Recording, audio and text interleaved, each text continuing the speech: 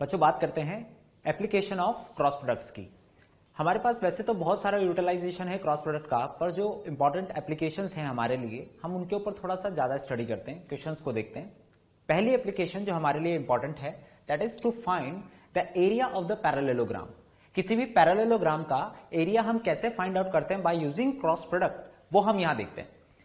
Suppose there is a parallelogram PQRS और मैंने ये माना कि इसकी दो एडजेसेंट साइड्स की बात कर रहे हैं, उनको हम दो वेक्टर से डिफाइन करते हैं। दो वेक्टर से हम डिफाइन कर रहे हैं, एक PS यानी कि B वेक्टर और एक PQ यानी कि A वेक्टर। ये दो वेक्टर मुझे डिफाइन कर रहे हैं और इन दोनों के बीच का एंगल है थीटा। तो ये दोनों एडजेसेंट साइड्स को डिफाइन करते हैं। अब मुझे इसका एरिया निकालना है। आप बहुत ध्यान से देखें, यदि इसका मैग्नीट्यूड मैं बात करूंगा तो मैं सिंपल A ले सकता हूं और इसका मैग्नीट्यूड सिंपल B। दोनों के लिए अगर मुझे एरिया निकालना है, पैरेललोग्राम का हम बहुत बेसिक मैथ्स पे अगर चलेंगे तो अगर मुझे एरिया निकालना है तो मैं इसका डायगोनल बनाता हूं और ये जो ट्राइंगल बना, इस ट्राइंगल का एरिया निकाल लेता हूं। अगर उसको ट्वाइस करेंगे that will give you the area of the parallelogram, क्योंकि सिमिलर कॉन्ग्रुएंट ट्राइंगल्स बनेंगे। अब मैं यहां से निकाल सकता हूं, तो मैं अगर ध्यान से देखूंगा तो इस ट्राइंगल के लिए मैं ट्राइंगल कंसीडर कर रहा हूं, ट्राइंगल PQS। ध्यान से देखें, हमने डिफाइन किया कि एरिया ऑफ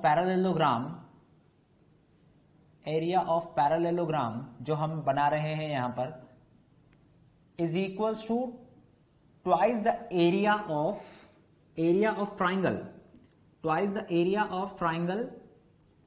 PQS का डबल कर दें। अगर हम इस ट्राइंगल का एरिया निकाल के उसको डबल कर देंगे तो इसका एरिया कैसे निकाल सकते हैं? ट्राइंगल का एरिया हम निकालना जानते हैं कि हाफ बेस इंटू हाइट। तो इसको कैसे यूज करें? अब यहां ध्यान से देखें, अगर तो ये मेरे पास है A। अगर मैं हाइट निकालना चाहता हूं तो इस वेक्टर का यानी कि इस साइड का एक परपेंडिकुलर कंपोनेंट हम यहां डिफाइन कर देते हैं। तो ये परपेंडिकुलर कंपोनेंट कितना आ जाएगा इसका? A sin थीटा इसका परपेंडिकुलर हो गया ट्राइंगल का और B इसकी बेस होगी। तो हमारे पास दोनों चीजें हैं, हम यहां यूज कर लेते हैं। ये 2 से 2 कैंसिल होगा तो this will give you base यानी कि B, height A sin theta. तो BA sin theta, this will be the area of the parallelogram. ये हमारे पास यहां आ जाएगा। अब ध्यान से देखें, अगर BA sin थीटा, मुझे BA sin theta by using cross product निकालना था और वो वैसे हमारे पास आ रहा है। अगर दोनों एडजेसेंट साइड्स का मैग्नीट्यूड मेरे को पता है तो BA sin थीटा चाहिए। अगर केवल वेक्टर्स पता होते A vector and B vector, तो हम क्या करें? तो यानी कि BA sin थीटा, क्या मैं ऐसा भी बोल सकता हूं कि ये BA sin theta A cross B का मैग्नीट्यूड है? अगर मैं इसको A क्रॉस B लिखूं और magnitude of that is equals to BA sin theta, तो मैं इसको लिख सकता हूं this quantity will be equals to area of parallelogram. By using cross product कैसे हम निकालेंगे यहां पर हमें दिखाई दे रहा है, हमें समझ में आता है। एक और पॉइंट जो बहुत ही इंपॉर्टेंट है, हमें ध्यान रखना चाहिए कि हम ट्राइंगल के लिए भी यहां से निकाल सकते थे। यदि ट्राइंगल के लिए निकालना होता तो सिर्फ इतना ही हम यूज करते और यहां हाफ आ जाता। तो अगर इसी को हम देखते हुए एरिया ऑफ ट्राइंगल की बात करते, एरिया ऑफ ट्राइंगल PQS, किसी भी ट्राइंगल के लिए बात कर रहे हैं हम यहां पर देख रहे हैं कि इसमें मैंने फिगर में मैंने PQS को ट्राइंगल लिया है। तो इसके लिए अगर बात करेंगे तो it will be equals to, यहां से अगर मैं डायरेक्टली देखने की कोशिश करूं, ट्वाइस करने पर पैरेललोग्राम का एरिया था, पर सिंगल अगर मैं इसी की बात करूंगा तो ये ट्राइंगल का एरिया था PQS का। तो half it will B A cross B। Remember, area of triangle कितना आ जाएगा? Half of A cross B और एरिया ऑफ पैरेललोग्राम, और वो भी हम किसकी बात कर रहे हैं? इसके मैग्नीट्यूड की। तो मैग्नीट्यूड को लेंगे हम, magnitude of A cross B, half करने पर एरिया ऑफ ट्राइंगल और कंप्लीट लेंगे A क्रॉस B तो एरिया ऑफ पैरेललोग्राम। याद रखना है। इससे रिलेटेड क्वेश्चंस भी देखते हैं, लिख लेंगे इसे। क्वेश्चन की बात करते हैं, ध्यान से सुने। Find the area of the parallelogram represented by the vectors. A vector हमें दिया है और एक B वेक्टर हमें दिया है। इन दोनों से बनने वाला जो एक पैरेललोग्राम है, हमें उसका एरिया फाइंड करना है। अभी हमने देखा था area of parallelogram is equals to A cross B। ये इसका मैग्नीट्यूड हम फाइंड कर लेंगे।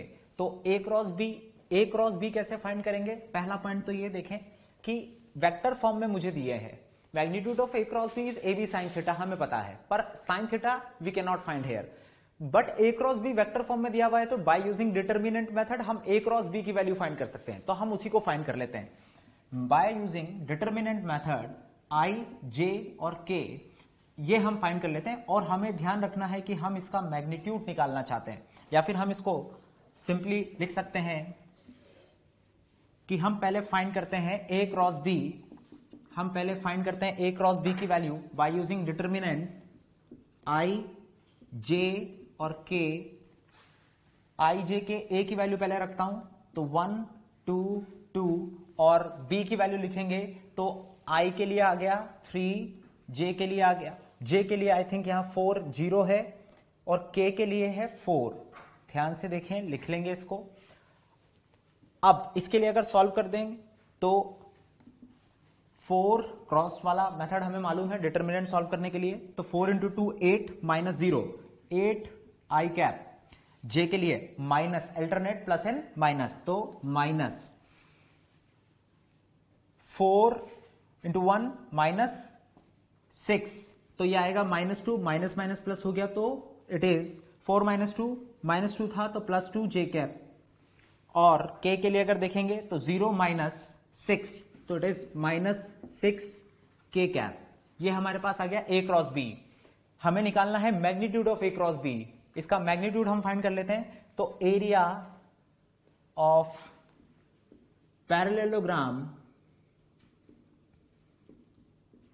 will be equals to magnitude of A cross B, which is equals to under root of 8 square plus 2 square plus 6 square, and that will be equals to 8 square, that is 64, 36, 100 and 104, so it is 104 units.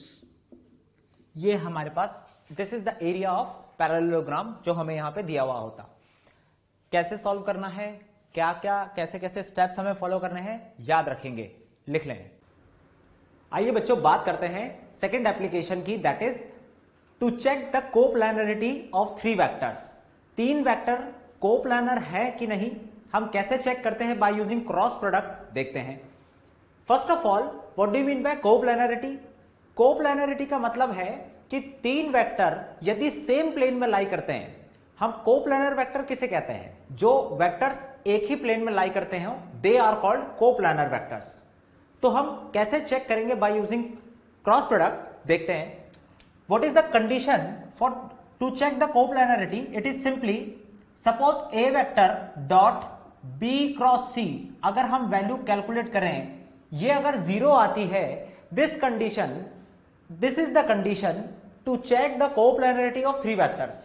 ये हमारे पास basic condition आती है coplanarity की। अब इस condition को हम समझे कि ऐसा कैसे होता है, क्यों होता है।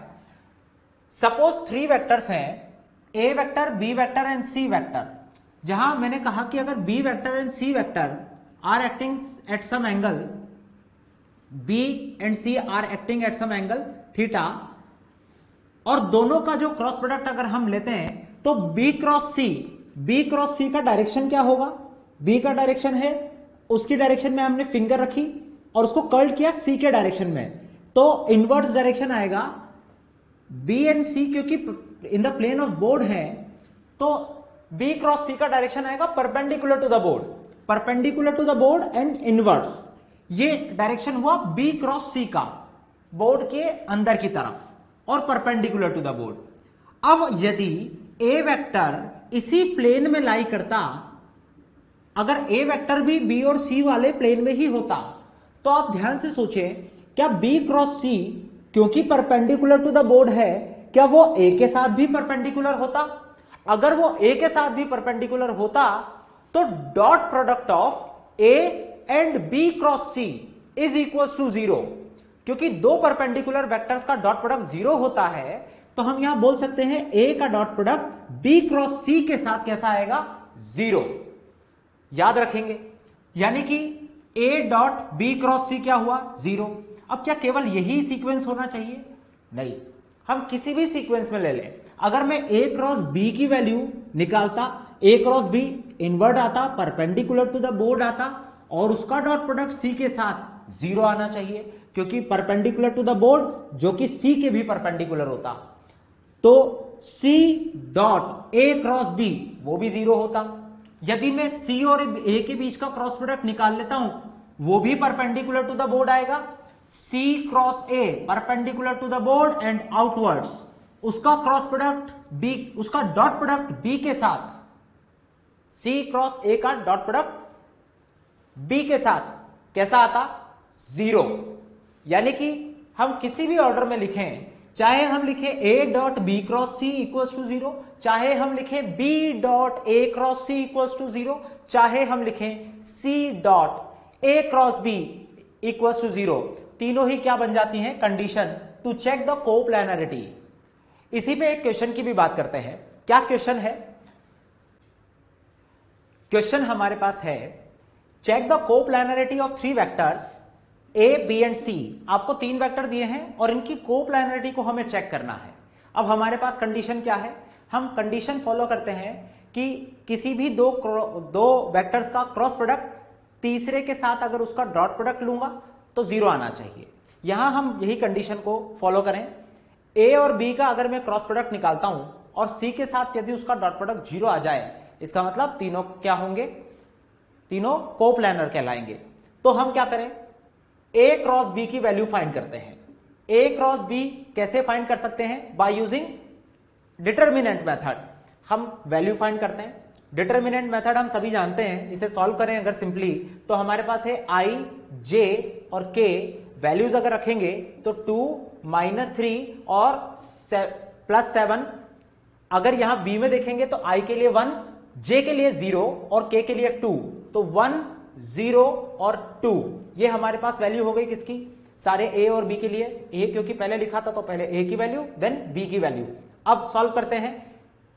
सॉल्व करें अगर A क्रॉस B के लिए यहां डिटर्मिनेंट को, तो वैल्यू आएगी I के लिए देखेंगे अगर तो देखें -3 मल्टीप्लाइड बाय 2, तो इट इज -6 -0, क्योंकि 7 इंटू 0 ये आ गया आपके पास I। J के लिए अगर देखेंगे, क्योंकि माइनस अल्टरनेट प्लस और माइनस चलता है तो पहले प्लस आया, फिर अब माइनस J के लिए माइनस लगाएंगे। सॉल्व करें यदि तो 2 into 2 4, 1 into 7 4, 1 into 7 7J plus तीसरा हमारे पास K के लिए अगर सॉल्व करेंगे अगर तो 2 इंटू 0 0, 1 इंटू -3 -3 K कैप, ये वैल्यूज आ गई। अब इसके लिए अगर हम सॉल्व कर लें सिंपली तो यह हमें दिख रहा है कि यहां आ गया -6 I कैप, यहां हमारे पास आ गया ये -3 आएगा, -3 और माइनस +3 J कैप, और यहां देखेंगे again +3 K cap.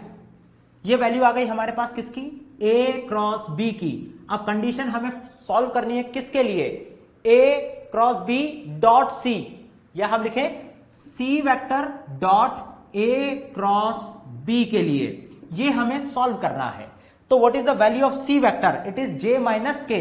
J minus K हमें वैल्यू दी है C की, तो C की वैल्यू रख लेता हूं J माइनस K, और आगे इसे सॉल्व करें। इसका डॉट प्रोडक्ट किसके साथ है? A क्रॉस B के साथ। उसकी वैल्यू आ रही है हमारे पास, डॉट प्रोडक्ट ले रहे हैं यहां पर, dot product -6I plus 3J plus 3K, ये वैल्यू रखेंगे। सॉल्व करें अगर इसको तो ये आ रहा है J I के लिए क्योंकि 0 है तो 0, J के लिए देखेंगे तो इट इज +3, K के लिए देखें -1 इंटू +3 -3, टोटल वैल्यू आ गई कितनी? 0। यानी कि C vector dot A cross B की वैल्यू हमारे पास आती है 0। ये कंडीशन किसकी कंडीशन को बताता है कि A, B and C are coplanar. तो ये जो गिवन वेक्टर्स हमें दिए हुए हैं, they all are coplanar vectors. याद रखें, लिख लेंगे, आगे बात करते हैं।